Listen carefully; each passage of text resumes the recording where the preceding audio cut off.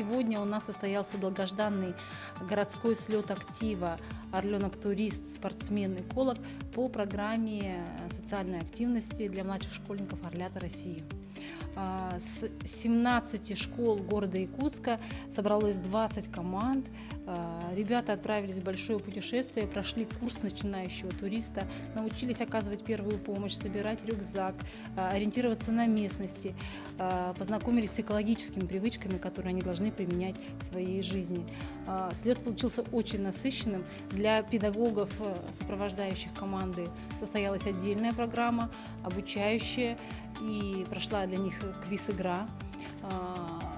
Я думаю, что те эмоции, которые сегодня ребята получили, те знания, которые ребята получили, очень пригодятся им в будущем.